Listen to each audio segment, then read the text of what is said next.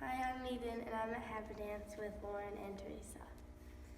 So, how old were you guys when you started dancing, and what inspired you to start dancing?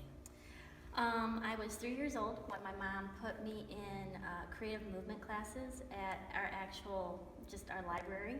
And the teacher said I had some talent and told her to put me in some dance classes, and that's just kind of how it all started for me. So I was 4 and I actually wanted to ice skate. My mom gave me a choice between ice skating, gymnastics, and ballet, and my first choice was ice skating, but there wasn't a rink nearby, so ballet was my second choice, and that's how I got started. After graduating high school, did you guys study dance in college? I did. I studied at Lansing Community College. I took the dance classes there because they didn't really have a dance program anymore.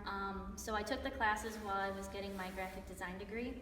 And then after I got that, I decided to go to Eastern Michigan and fulfill my dance requirement and get my... I also went to college originally for dance. I went to Butler University in Indianapolis. I ended up... I'm Eden with Lauren and Theresa at Happendance. What is your favorite style to teach and why?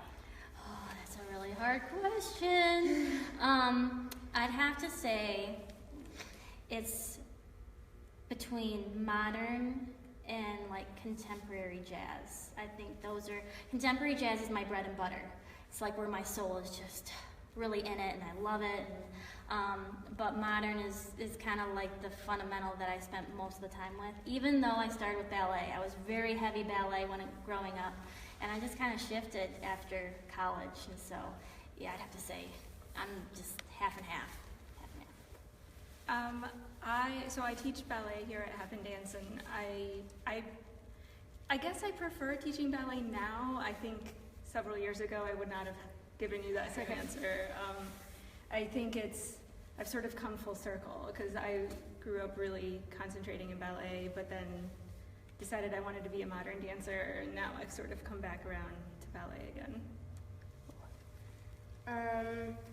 What kind of methods do you use to teach like little kids who are first figuring out how to dance? I think the most important thing, especially with the little ones, is to take from what they know. A lot of the warm-up that I start with, especially if it's their very first class, is, okay, if we're at recess, what is the first thing that we do? We run! And so we run around the room. And what's another way of traveling? We skip! And so we skip around the room. So we take basic motor skills that they do every day, and we apply them in here. And then we manipulate them a little bit to make them more dancey, I guess. And then they figure out how to move their bodies effectively. So I think taking from what they know and then molding them is probably the best way that I found that helps them adjust quickly into class. So I don't really teach the little kids very much, but I would agree those are very good techniques to get the kids used to moving and helping them learn how to put that movement into a sort of dance vocabulary. So, do you like teaching older kids or younger kids more? It's not a hard question. I like both for different reasons. The older ones, they're a little bit more well-rounded. They can do a little bit more. You don't have to explain or express in great detail what you want. They kind of just like, kind of go with it. The little ones, they're a little bit more adventurous, and so you can play with them a little bit more. So the energy level is just more exciting and more intense, and everything is an adventure. So definitely the energy level for the little ones is higher. Mm-hmm. For the older ones, it's more of the creative aspect. So I kind of like a little bit of both, personally. I like working with the older students, and actually I really like working with adults too, because they're usually, sometimes they have dance backgrounds, sometimes they don't, but they're really thoughtful about their movement and coming to class, and so it's nice to work with adults even. Cool. What is your favorite kind of music to use while teaching classes or making of dances? Well, you always try to stay current. So whatever the kids are listening to that day, as long as it's okay and appropriate, I usually play that. But I play a lot of instrumental beats. Sometimes I make them myself and take, popular songs and make strings out of them. So, and the kids seem to like it. The adults seem to like it.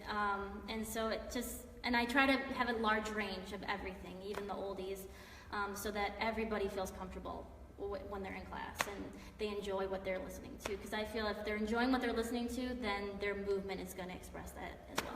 So I primarily just use ballet music.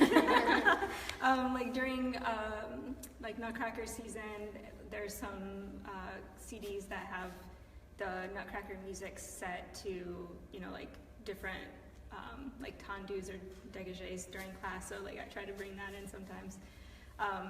And I try to keep it pretty mixed up because the ballet music can get a little old if you're using the same songs over and over again. But yeah, I stick primarily to the ballet class music. What is some advice you have for kids who want to continue dancing after high school? I think the first thing is don't be afraid to take master classes at various studios or schools. It is scary going into a place that you don't really know anybody, but the important thing is that you show up and you're able to work with someone that has great pearls of wisdom to offer. So that's a big thing too. The other one would be research, going online, seeing where conventions or seminars or even master classes at different places. I mean, the internet's perfect. I mean, everything's at your fingertips. So just being informed, always putting yourself out there. I think the internet is the best way to find something in your local area. I think in addition to that, taking care of your body is really important because you're now at a time in your life where if you are studying dance in college or semi-professionally, you're dancing a lot, and a small injury can become a very big injury if you don't address it soon enough. So really being conscious of the aches and pains and what is just an ache and what is a serious pain, and going to a doctor, getting the help you need to take care of it. Yep. Do you have any shows coming up that you're choreographing or in? We just finished our Velocity Happendance Pro show. That was a big hit. We did awesome. I was really excited. The next thing that I have coming up is our Happendance Impulse Junior Company. They are getting ready for their March show. There's a couple pieces from me and our fellow faculty members, even some outside faculty from other places like Chicago and New York and Miami. And so that's the biggest one that we're gearing up for. And of course, end of the year, May recitals are, we're getting those ready. Yeah, we're getting those ready. So I think those are the biggest things that we have coming up here. But everything's we're always doing something here. Yeah, I'm just setting some dances for the May show. I'm not currently dancing because I'm pregnant. But yeah, just looking forward to the May show. How can people who watch me find out more about you or Happendance? They can go to www.happendance.org. They can also find us on Facebook. And also on Instagram. We're also there. We're always posting pictures. The kids are always posting pictures. And I guess those are the three big things that you guys can follow us on. So, and this is an awesome show. I think this is really awesome that we're doing this right now. So, cool. Thanks for having us. Thank you for talking with me.